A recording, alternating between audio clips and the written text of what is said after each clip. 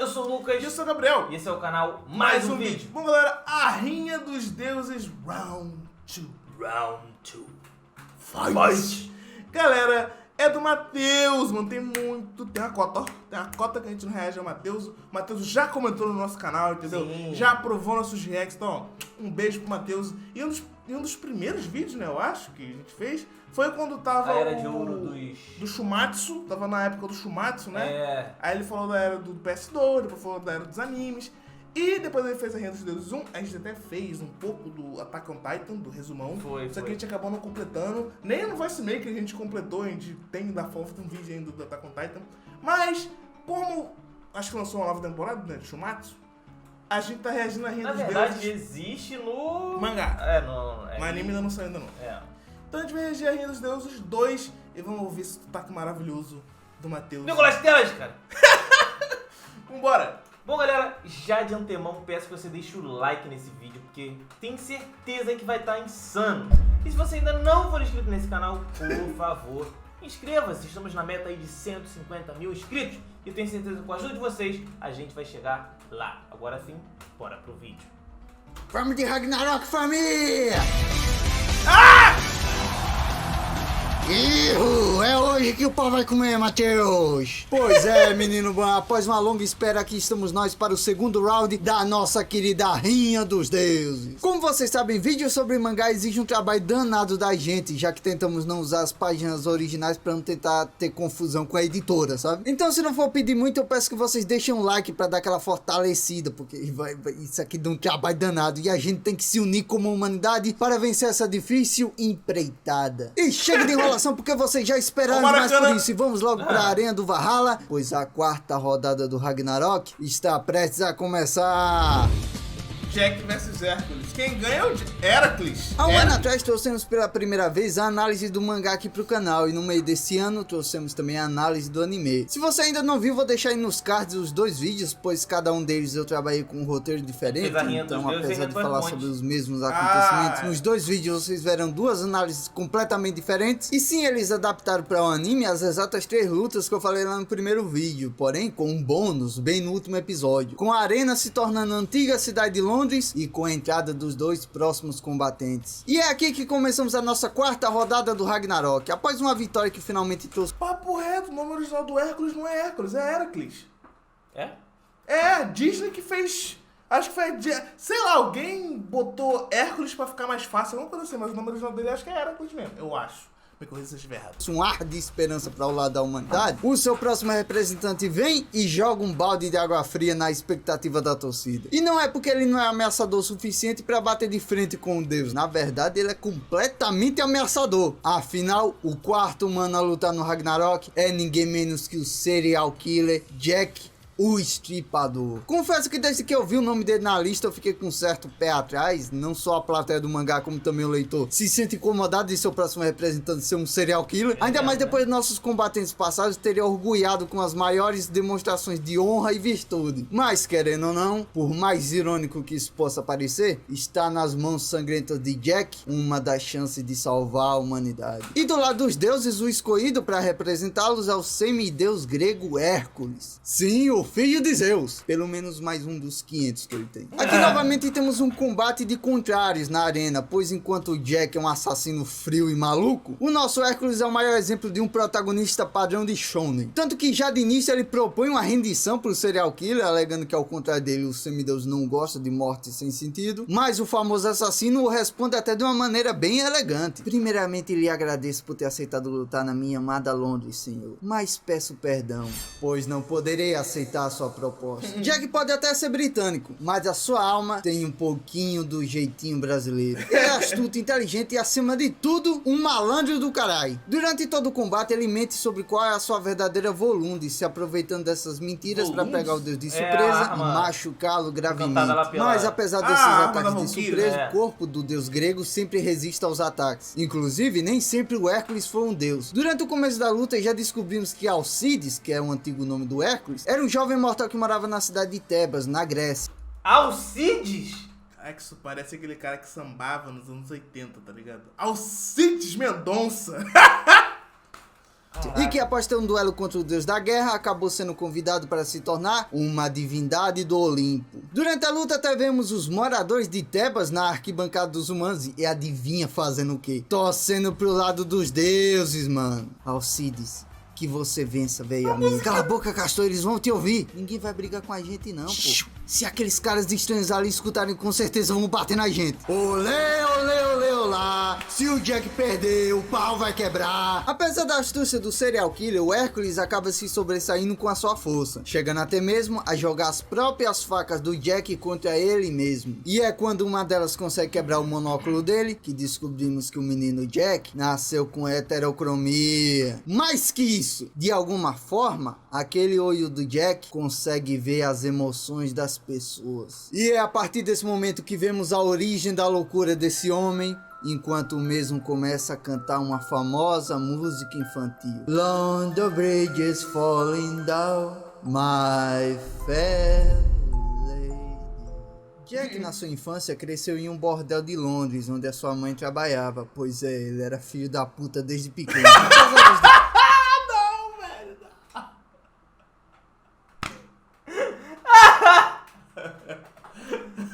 Qual é, mano? Pois é, ele era filho da puta desde o começo. Genial. Londres, onde a sua mãe trabalhava, pois ele era filho da puta desde pequeno. Apesar das dificuldades, a mãe do Jack se preocupava bastante com ele, era até exagerado o nível de preocupação dela com o bem-estar do garoto. E como eu disse agora há pouco, o olho direito do Jack consegue ver as emoções das pessoas, sendo que cada uma emite uma cor diferente. E segundo ele, a cor mais linda era das emoções da sua mãe. Até que certo dia, após ter chegado em casa, ele encontra ela em prantos no chão enquanto lia a notícia de um jornal. Um escritor falido havia se casado e ascendido à nobreza. Oxi, porque ela tava chorando, Matheus? É, porque aquele homem era o pai de Jack. Ao que parece, ele prometeu para ela no passado que um dia iria retornar para buscar ela e o seu filho. E foi por esse motivo que a mãe do Jack cuidou tão bem dele até hoje. Infelizmente, todo aquele amor dela pelo filho era apenas um cuidado com a ferramenta que iria tirar ela daquele bordão um dia. Tanto que agora a mulher grita e até condena o nascimento do menino. Nisso, o olho direito do garoto vê que todo aquele brilho lindo das emoções da mãe dele havia desaparecido e se tornado algo completamente obscuro. E a fim de limpá-lo, ele com as próprias mãos dá um fim à vida da sua mãe.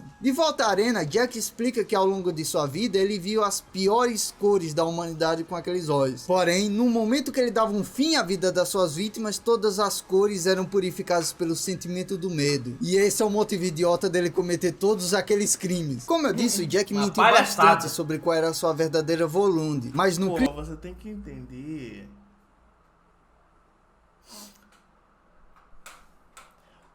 clímax da luta dos dois, finalmente é revelado que após ele fazer o pacto com a Valkyria Hulk, ele acabou ganhando como arma divina um par de luvas. E qual a volunde dele? Simplesmente qualquer coisa que aquelas mãos toquem. Graças a isso, Jack consegue não só cortar um dos braços do Hércules usando o ponteiro do Big Bang, como também, como última arma secreta, ele consegue perfurar o peito do deus usando o próprio sangue das suas feridas como arma. Porém, esse último golpe dele, apesar de ter sido um golpe de surpresa, ele não é forte o bastante para finalizar o deus. E por isso, Hércules junta o resto de suas forças para dar um último golpe no serial killer. Um golpe que ele jamais recebera em toda a sua vida. Recebera?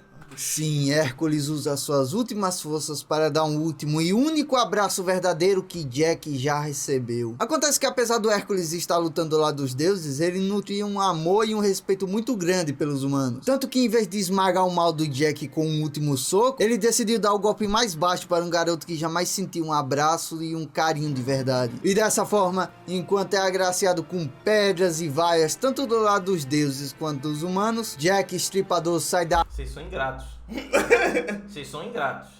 Arena do Valhalla como vencedor da 4ª rodada do Ragnarok. Raiden Shiva.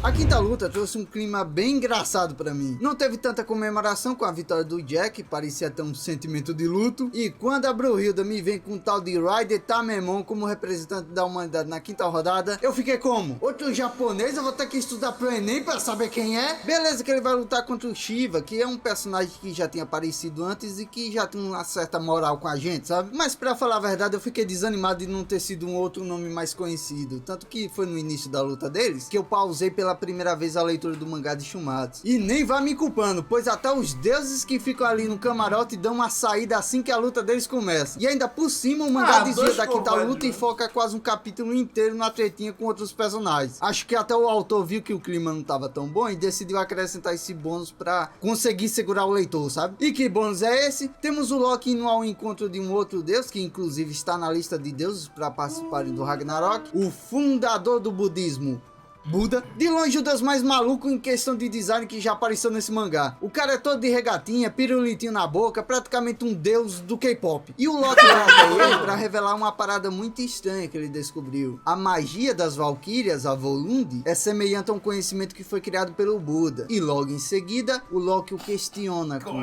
você é um traidor? E em vez de falar não, o Buda responde: e se eu for, caralho? E por causa dessa coisa boba aí, os dois acabam gerando uma treta que acaba escalando com a chegada de outros combatentes futuros do Ragnarok, ficando do lado do Loki os deuses da fortuna e do lado do Buda o japonês Okita Souji. Além também do Sasaki Kojiro, que volta das caras pra se unir a essa tretinha aí. No fim, eles são parados pelos Zeus e Odin antes de caírem na porrada, e por isso eu chuto que essa cena foi pra prender um pouco o leitor. E quando voltamos pra arena, tá o Shiva ser um dos braços dele. É o quê? Pois é, menino Ban. Na verdade, o deus indiano perde 3 dos seus 4 braços ao longo do combate. Era esse cara que queria lutar contra o Adão, Matheus? Pois é, menino Ban. Imagina só se ele luta contra o Adão. Ia levar uma surra tão grande. Ainda ficou lá pros eles. É minha vez. É minha vez. Sua vez de quê, pô? De entrar dentro de um caixão? Senta lá pra não deixar 3 mulher viúva e um filho pro mundo criar? E veja só, eu que comecei essa quinta luta pausando o mangá por achar o Raiden desinteressante, acabei quebrando a cara quando mostraram o flashback da história dele. Pois é, eu subestimei o poder emocional dos flashbacks de Shumatsu no Valkyria. Na moral, me emocionei demais com a história desse cara aí. A parada do Raiden ter lutado pra ficar vivo desde criança, porque, caso vocês não saibam, o nosso quinto lutador aí nasceu com a condição física que fazia os próprios músculos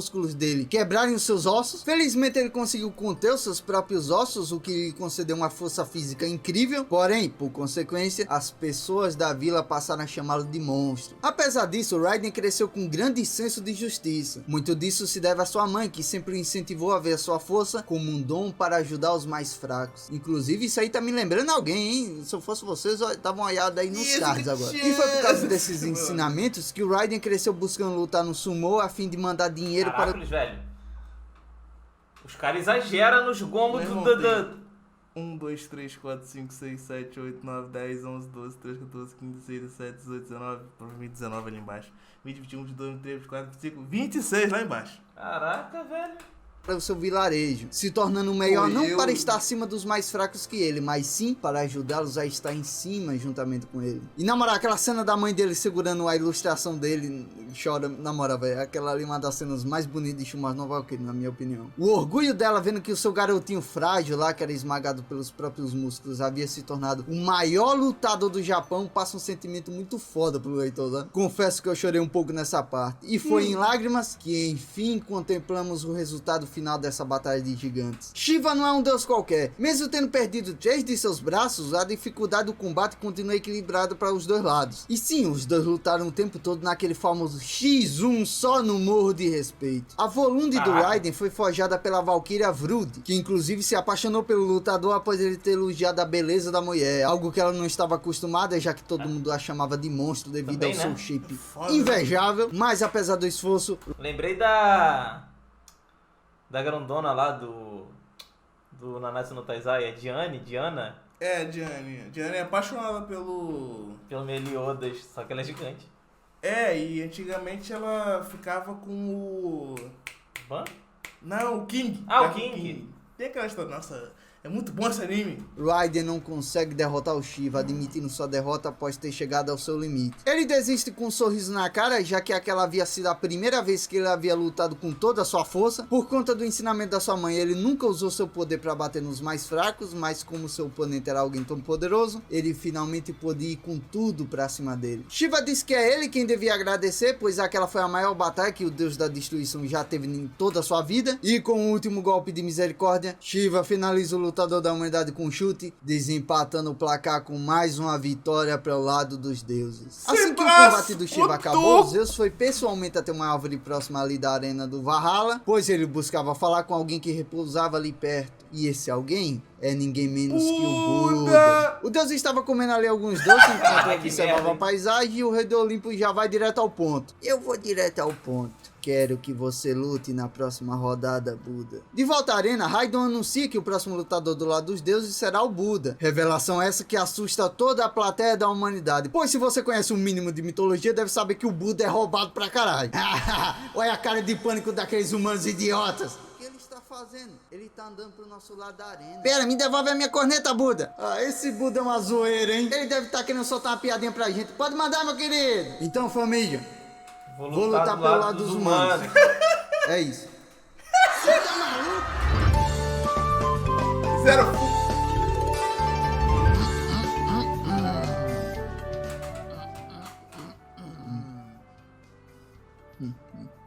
Olha lá o cara rezando pro Deus proteger ele. Cara, otário demais nesse mar. Por favor, Buda, nos proteja. Sim, meus amigos, as preces do monge felizmente foram ouvidas, pois Buda realmente irá nos proteger. O criador do budismo decide trair o lado dos deuses e escolhe lutar pelos humanos na 6ª rodada do Ragnarok. Com isso, outro deus tem que se oferecer para lutar contra o Buda, e o escolhido é ninguém menos que Bishamon e os deuses da sorte. Mas Mateus, o Ragnarok... Eu olhei pra ele e vi tua cara, velho. Qual é, mano? É porque o jeito que ele falou, Bishamon, Aí eu fui fazer assim, aí tu... Aí... Complicado. Que é X1, só pode ir um contra o Buda. Calma, menino bom, é agora que descobrimos que os deuses da sorte, na verdade, são um só. Bishamonebizu. Bishamonebizu Rotei. Bishamonebizu Rotei Benzai Tem. Bishamonebizu Rotei Benzai Tem Jurujin Fukuru Kujudai Koku Tem. E após apresentar um verdadeiro trava-língua dos deuses, ao fim da união de todos os deuses da sorte, finalmente é revelada a sua verdadeira forma. Zerofuku, o deus da miséria. Originalmente o Zerofuku não era um deus ruim, na verdade ele era um deus bondoso que viajava pelo mundo procurando sugar a miséria das pessoas. E tudo isso para fazê-las alcançar sua felicidade, um processo que o deixava completamente lascado. Porém, para o gentil Zero, era um sacrifício que valia a pena pela felicidade das pessoas. Infelizmente as pessoas não lembravam do seu sacrifício e ainda por cima se tornavam viciadas na luxúria e na ganância. Mas o que mais doeu nele foi quando ele viu uma procissão de pessoas mal vestidas e desnutridas passando pela rua. Oxi, por que ele tava cheio doendo, Mateus? Porque aquelas pessoas, mesmo na pobreza e na miséria, eram felizes, menino bom. E o líder daquele grupo era ninguém menos que o Buda na sua época antes de ascender como uma divindade. Foi ali que se começou um desentendimento entre o Zero e o Buda. Ele achava um absurdo o budista não ter tirado nenhuma das enfermidades daquelas pessoas e mesmo assim elas irradiarem uma felicidade tão grande, ao contrário dele que se lascou para tirar o sofrimento das pessoas e ainda assim as pessoas não alcançaram a felicidade de verdade. Mas é aí que o nosso Buda passa o ensinamento para o menino Zero. Não se pode dar aos outros a felicidade, isso é algo que você conquista após superar suas dores e os seus fardos. E tirar os fardos de uma pessoa só distanciará ela ainda mais da sua felicidade. Porém o Zero não engoliu nenhuma daquelas palavras e esperou até hoje para se vingar do Buda. E uma coisa que eu não posso deixar de falar aqui é que durante esse combate aí temos uma das, se não a maior surpresa da arquibancada desse mangá. Pois na torcida dos humanos surge um grupo chamado os Quatro Sábios. Grupo esse que o Buda fazia parte e também fazia parte o filósofo Confúcio e o Sócrates. Porém, a quarta figura sim é alguém inesperado. Nosso querido Jesus Cristo, meus amigos. Eu tava suspeitando que era isso, velho. Pera, não. Vou botar o JC, não, né? JC? Por que não multiplica peixe na África? Porque lá não tem peixe pra ser multiplicado! O poder do Buda... Mano, tu lembra desse vídeo? Lembro. Cara, não faz Caraca. sentido nenhum essa discussão, velho. Meu Deus. É simplesmente uma humilhação para o Deus da miséria. O Deus não consegue acertar um único golpe nele, pois o nosso sábio aí, assim como o Jack e o Adão, tem um poderoso poder ocular. As 8 consciências. E o que ela faz? Ela simplesmente mostra ao usuário os movimentos futuros Sharingan. do seu inimigo. Ai. Além disso, o cajado do Buda muda de forma de acordo com as emoções dele. Ou seja, o cara é roubado demais, né? E por ser tão roubado, o Buda vai lá e consegue nocautear o Zero Fuku. Nocaute esse que foi tanto físico quanto moral, pois o budista consegue fazer com que o Zero desista de ser aquela divindade rancorosa e volta a ser aquele deus doce que gostava de ajudar os outros. Porém, quando parecia que o combate havia acabado, os chifres de Zero Fuku começam a contorcê-lo e transformá-lo em alguma outra coisa. Sim, o cara tem mais uma fodendo transformação final. A diferença é que dessa vez não é a transformação Freeza, é você? Eu ia falar isso. do Deus, pois o Zero já havia desistido do combate. O que está acontecendo com ele é muito mais uma possessão, ou melhor, o resultado de um experimento. Ao fim daquela terrível transformação, o que aparece diante de Buda e de toda a arena do Ragnarok é simplesmente um dos maiores demônios do submundo. Rajun! O demônio do sexto céu. Pera, Matheus, o Zero Fuku é o Rajun? Não, menino bom, Rajun é um demônio do submundo. Eu não entendo. Bem, é melhor deixar esse homem aí, que acaba de chegar no camarote dos deuses, e explicar tudo pra gente. Afinal de contas, ele é ninguém menos que o governante do submundo. Hades. O deus do mundo dos mortos. Ele surge ali do nada, fazendo todo mundo se assustar. Afinal de contas, ele nunca sai do submundo pra nada. Ele é praticamente o otaku das mitologias. E aqui percebemos que a trindade do Olimpo tem uma genética de bonitão, né? Só que quando chegou nos Zeus, parece que algo deu muito errado. Hades explica que Rajun era uma lenda até para ele, o governante do submundo. Esse bicho aí é tão roubado que sozinho, ele já destruiu metade do submundo. Ainda assim, Hades teoriza que aquele não é o verdadeiro. Tem como destruir o submundo? Pra mim, o submundo já era destruído. Não, cara, o submundo é onde as almas lá sofrem, é isso. Queimam no Lago de Fogo. Só tem fogo. Como é que destrui o fogo? Cara, é o Não submundo. tem água. É o submundo do Hades, não é o inferno, irmão. Verdadeiro Rajun, ele acredita que o verdadeiro já morreu há muito tempo e que aquilo na frente deles nada mais é do que o resultado de um experimento feito por alguém que cultivou alguma parte do antigo demônio e o implantou dentro do Zero Fuku. E acontece que só existe uma criatura que seria tão diabólica ao ponto de fazer isso com outro deus. E esse alguém não só está assistindo a luta do seu camarote, como também é um dos próximos lutadores do lado dos deuses. Beelzebub! O senhor das moscas. Sim, o nosso famoso cramunhão, coisa ruim, capeta, cão, janho. Enche o mais novo aquele é ninguém menos que um garoto. Quem tem que lutar com ele era Jesus. Pô, Jesus! Botaram o Beelzebub pra ser o Kira versão É. De anime emo. A luta dos dois agora é carregada de altos e baixos para os dois lados, até que o Buda, após muito sofrimento, consegue criar sua própria Volunde, usando o espírito do Zero Fuku como a sua Valkyria, confirmando a teoria lá do Loki, que foi ele quem ensinou essa técnica aí a Brunhilde e as suas irmãs. E dessa forma, o terrível demônio Rajun é derrotado inesperadamente pelos dois combatentes da sexta luta, fazendo assim com que o grande Buda traga para a humanidade a sua terceira vitória no Ragnarok.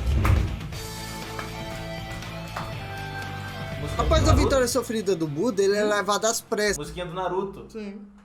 pelas enfermeiras divinas lá para cuidarem de suas feridas. E no caminho para lá, a Brunhilda o acompanha e temos ali uma cena bem interessante. Nela o Buda dá uma chavecada na Brunhilda, elogiando os olhos dela e a gente já fica como Shipping de Charactere.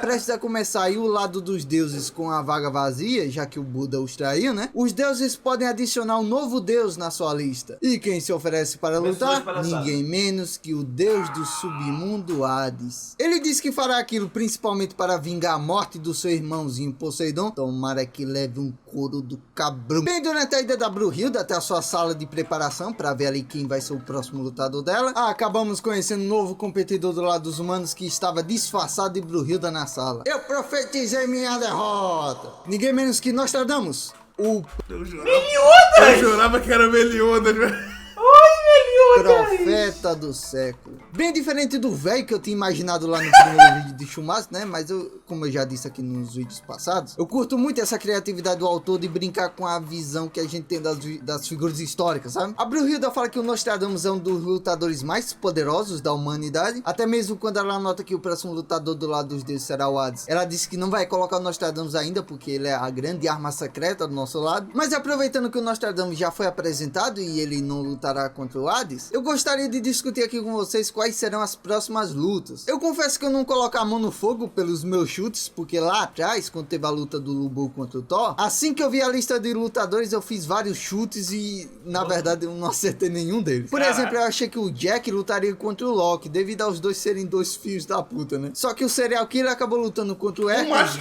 Mó nada a ver, tipo, se você parar pra pensar. Então, tirando aqui o lutador que irá lutar contra o Hades, que já sabemos, né? Vamos tentar montar os próximos combates. Inclusive, eu vou usar aqui a ordem da teoria do encerramento de Shumatsu no Valkyrie, que caso você não conheça, no encerramento do anime mostra várias imagens e cenas que remetem não só a personagens que já lutaram, como também os que ainda vão lutar. Então, de acordo com o encerramento, na oitava luta teremos Nostradamus como nosso lutador. Por ele ter essa parada de se disfarçar e de ser o Coringa dos humanos, eu chuto que ele talvez lute contra o Loki, que tem essa mesma habilidade, né? Nona luta, Simon Heinstein. Personagem esse que, apesar de não ter aparecido ainda no mangá, sua aparência já foi revelada pelo autor já faz um bom tempo. Pra quem não conhece, ele é considerado por muitos como o maior atirador de elite da história da humanidade. E o chute que eu dou e que muita gente tá dando é que ele lutará contra o deus Apolo em uma luta de tiro, já que um dos símbolos do Apolo é um arco. Décima luta, essa aqui é o meu grande chute.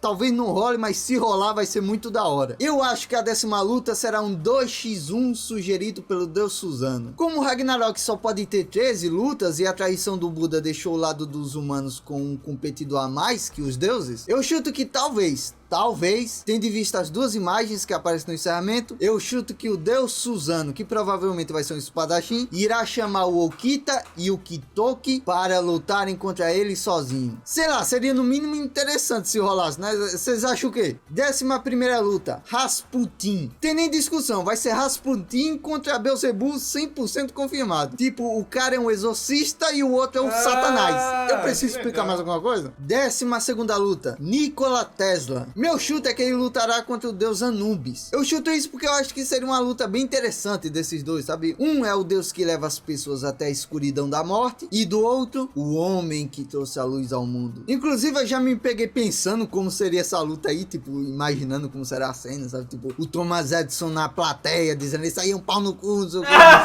tendo um puto orgulho do rival dele. E como 13ª e última luta, Leônidas, o rei de Esparta, versus Odin, o rei de Asgard. Os dois são bem conhecidos pelas suas lanças, né? Mas eu também chuto que ele será o adversário do Leônidas, porque o Odin, sempre que aparece em Shumatsu, ele emana uma certa aura de mistério, sabe? Sem contar, claro, a ligação que o Odin tem com Ragnarok na sua história original, né? Mas, Matheus, você esqueceu de aquele tal de Qin Shi Huang. Não esqueci, menino Ban, pois a Brunhilda escolheu esse homem aí pra lutar contra o Hades na 7ª rodada do Ragnarok. Afinal, quem melhor para lutar contra Hades, o imperador do inferno, do que Qin Shi Huang, o primeiro imperador da China? Enfia o coronga no seu cu.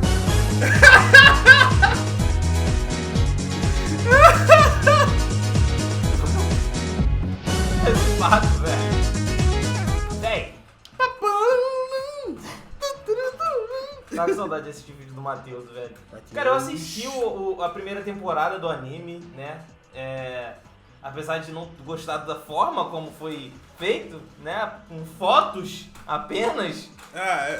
Aquela cena mas a história, né, contada, áudio, é tipo quase um áudio quase visual, né? Vou dizer quase visual porque não tem tanto visual. Deixou interessante. E agora eu tô mais ansioso ainda pra assistir a continuação e mais ansioso ainda pra curtir a continuação da continuação, velho. Vai demorar pra caraca, velho, tá ligado? Eu gostei que, tipo assim, o Hades, mano, o Hades tá aí, velho. Cara, eu gosto muito do Hades, porque a história do Hades, ele é muito... Porra, sei lá, mano, o Hades, ele tem várias camadas, entendeu? Ele tem o jeito que a Disney conta a história do Hades e tem o jeito que o Hades realmente foi na mitologia grega, entendeu? Tem o jeito que God of War, entendeu? Age of Empires, esses jogos, materiais multimídia contam a história do Hades, não tem nada, coisas têm a ver sim. Mas, no bruto, cara, o Hades é apenas um deus que cuida do submundo. Ele não é mau, Ele é um guardião do submundo. Tá ligado? Ele fica puto às vezes porque ele fica lá sozinho, né? Ele não é um deus do Olimpo, tá ligado? Enquanto todos os seus irmãos estão no Olimpo, ele tá no submundo. Acho que essa é a treta, entendeu? No calor infernal. Isso é muito interessante. Mas, enfim, gente, foi isso. A volta do Matheus aqui no canal. E é isso. Espero ver os próximos vídeos dele. Até a próxima. Tchau!